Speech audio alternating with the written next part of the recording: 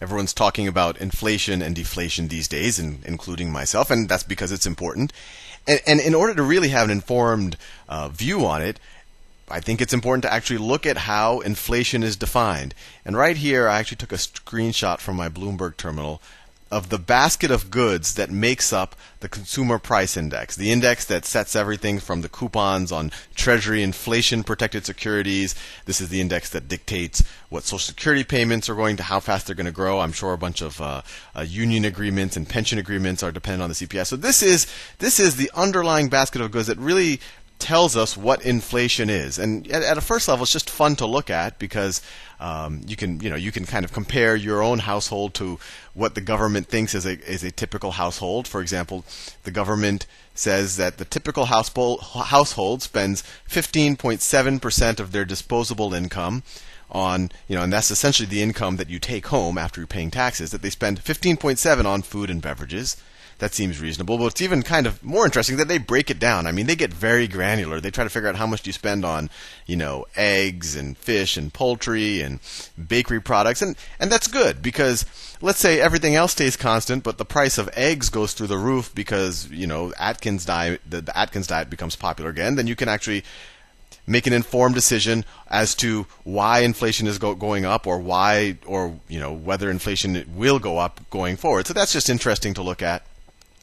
And if you look at the major categories, the food and beverages, housing, and I'm going to come back to housing because this is, in general, just a very interesting area to focus on because it makes such a big portion of the CPI, and it's been such a big portion of the economic picture, especially the last 10 years. And obviously, it's become a big problem with it's become a big factor in terms of what's causing the financial crisis right now. But housing is about 43% of disposable income, apparel 3%, transportation 15%. This includes things like new vehicles 4%, used cars and trucks. And I think the way they calculate this is they say, what percentage of Americans are driving new vehicles versus used vehicles, and they put fuel in here. And just going to, the point that a lot of people, when I have this inflation-deflation argument, they make this argument that China and India are going to continue growing, and because of that, commodities like oil and fuel will continue to increase, although that's,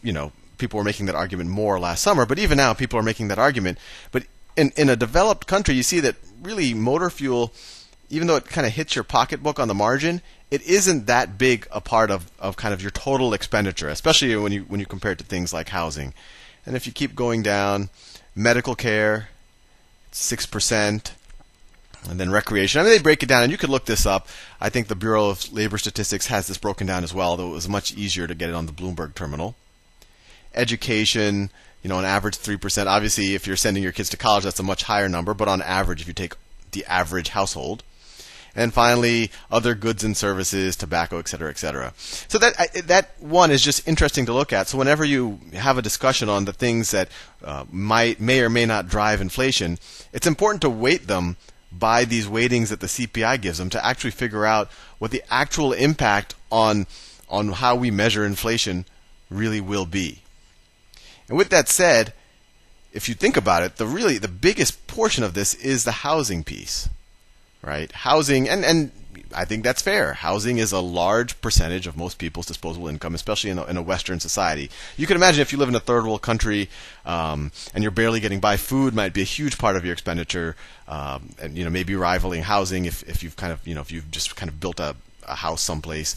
But in a developed society, housing is a huge percentage of it. And I want to focus on one thing, and this is, a lot of people have talked about this, and actually Mish, once again from Global Economic Analysis, he really encouraged me to highlight this.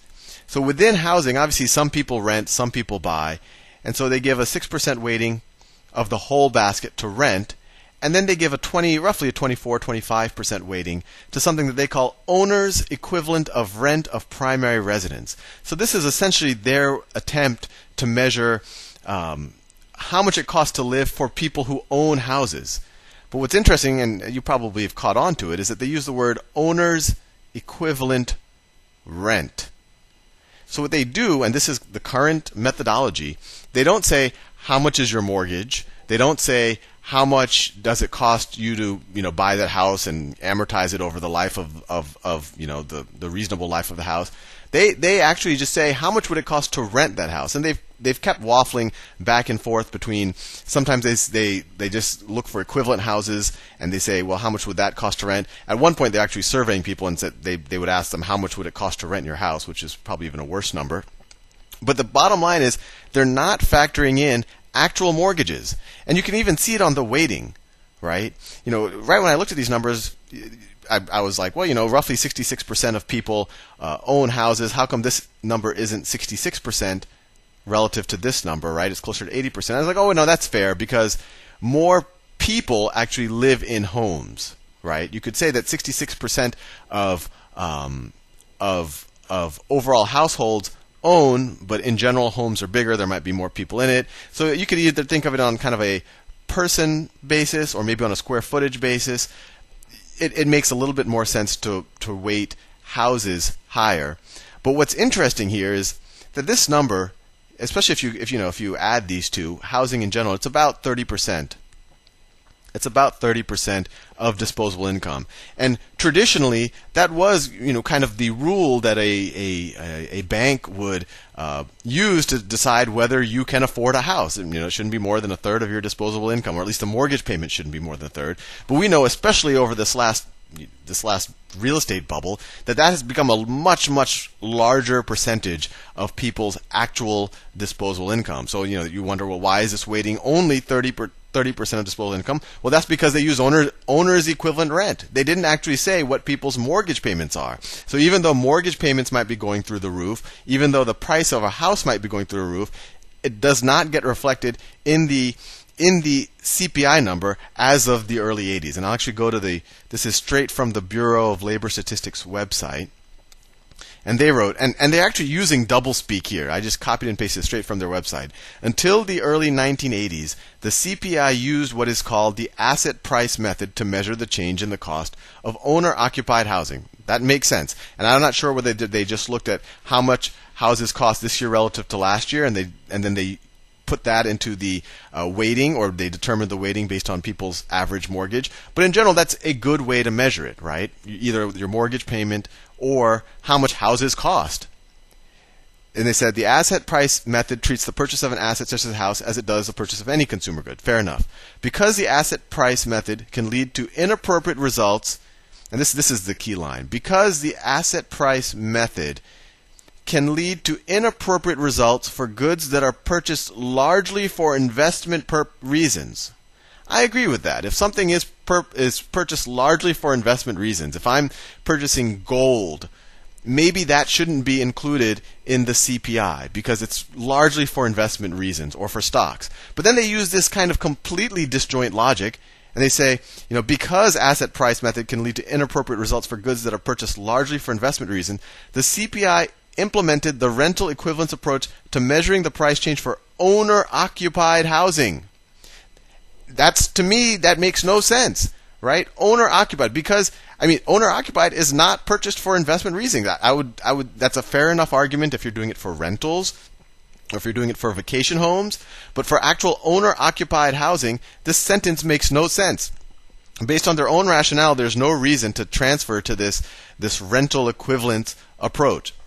But the whole reason why I'm going here is because they've in the early 80s, I think 1983, or they say it right here, in January 1983, because they switched over to this kind of inflation that we've seen in the price of houses, especially the real estate bubble we've seen the last 10 years, in no way got incorporated into the inflation numbers.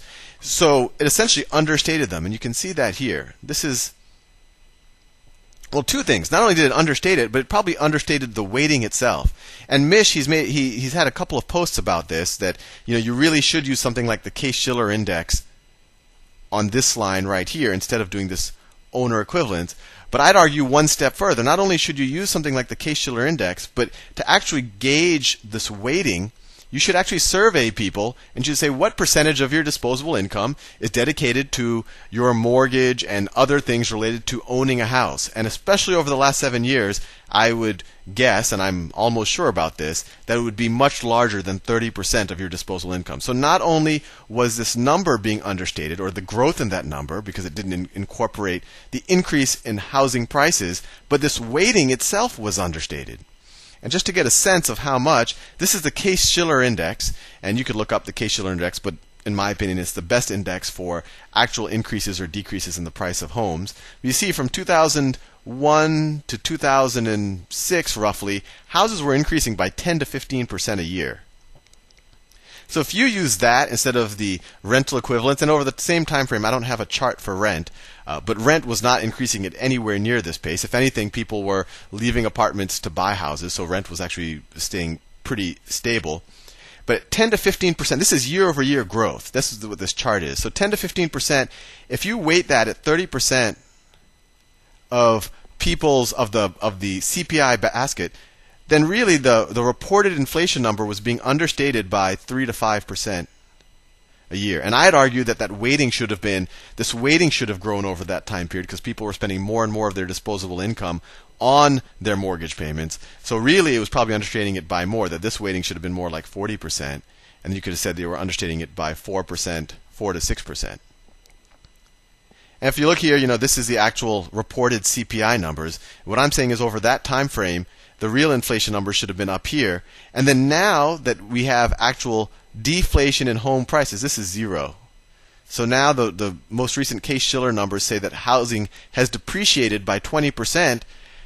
We're essentially understating the deflation now. So although, right now the CPI has us at kind of the 0 mark, if you actually incorporated the real prices of homes and you didn't use rents as a proxy for it, you would actually get a much more negative number here. And Mish actually did that on his blog, and if you actually want to read his blog, which I highly recommend, do a Google search for Mish, M-I-S-H, and this is directly from his blog, so I have to give him credit for that. And what he did here is he actually charted the actual inflation numbers as reported, that's in blue, and then on top of that he put what he calls the Case-Shiller CPI Index, and that's in red. And you see here, or especially over the housing boom, this is what we got. These are the inflation numbers we got from the government, which put things, they peaked out in the 4 or 5% range, which isn't low by any stretch of the imagination, and that's probably why the Fed started increasing interest rates right around here, arguably at the worst possible time.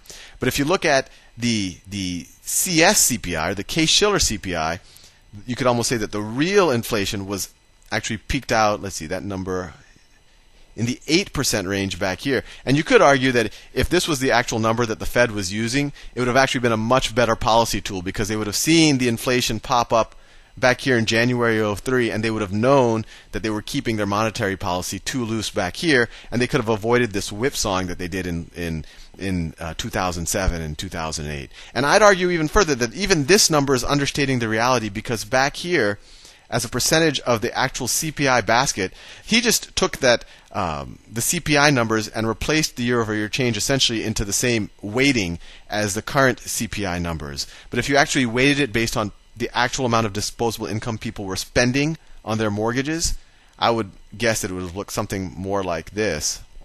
And you would have seen actual inflation peak out here, probably in the 10 or 11% range. And there's a lot of, a social commentary about this, why they do it. One argument is that a lot of the government's or even corporate liabilities are indexed to inflation, right? You have an inflation index. And on the other hand, the sale of homes, it essentially transfers wealth from one generation to another, especially when you have a huge increase in the price of homes. So by if they did this on purpose, and I'm guessing that they did, what it allows housing prices to increase dramatically. And when housing prices increase dramatically, it essentially it transfers wealth from the new buyer generation to the retiree generation, so it helps subsidize the retirees. And at the same time, by taking it out of the actual CPI index, it keeps the government's and actually a lot of other corporate liabilities low, because now Social Security, it's indexed to it's indexed to the CPI numbers. So if the CPI numbers are not incorporating, or are not raising up here, you don't have to increase people's Social Security payments. And you kind of get to project this farce to people that you say, oh, in inflation adjusted terms, you're doing better than your parents' generation did. Oh, but by the way, you can afford 1/3 the house now. And to some degree, that's been propagated to a large. It's obviously all falling apart now. But the big takeaway from this, if I had to give you just one, is that the CPI index is a government-created tool. It's based on a survey, and not only has it not been the same survey, but it's actively changed over the years, and it's changed in ways that significantly impact the actual numbers that are reported, and to some degree play into what I think government wants people to believe. Anyway, see you in the next video.